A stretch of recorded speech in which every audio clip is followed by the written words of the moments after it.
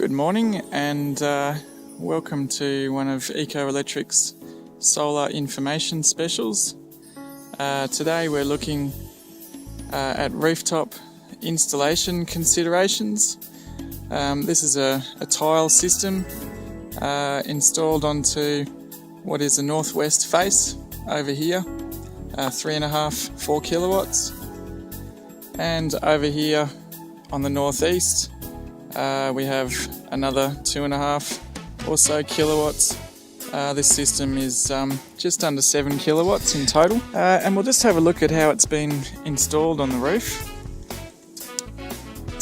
You can see that it's using a fairly standard rail mount system. I believe this is an old version of Grace Rail. It's certainly not Anti, which we're using at the moment. But it's fairly typical of a tile mount system. You can see that we have tile brackets here which come out from underneath the tile, and as you can see on this roof, the tile sits quite nicely on the bracket without any grinding of the tile itself. We don't recommend that the tiles are ground in unless you see a decent gap on the edge of your tiles. If this gap is too high, then sometimes they do need to be ground. You can also see here an earthing attachment to the rail, stainless steel, all 100% compliant.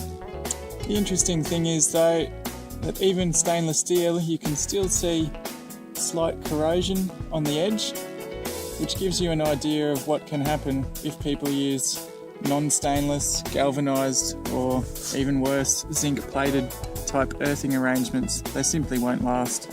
Here's a typical cable penetration. It's a deck tie. As you can see, it hasn't been screwed to the tile. Underneath that is a 25mm penetration. The deck tie has literally been put down with sealant. In this case, it looks like a clear sealant has been used. We actually recommend coloured sealant. It has a higher tensile rating when it bonds to the tile, and we're using grey Sikaflex. Under here you can see a decent gap. There's a lot of plastic cable ties which are no longer to spec, but these days, when this system was installed, that was perfectly okay. It is a fairly neat job. There's no cables hanging on the roof, and there's a good air gap there for heat to move out from underneath the solar system. You can also see that the installers over here have left a gap between rows, and note the conduit which is covering the cabling as it passes in between the two rows and connects the string or strings together. Thank you for watching.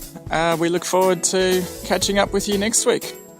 Have a great week and enjoy the sun, but don't get too much of it. Bye bye.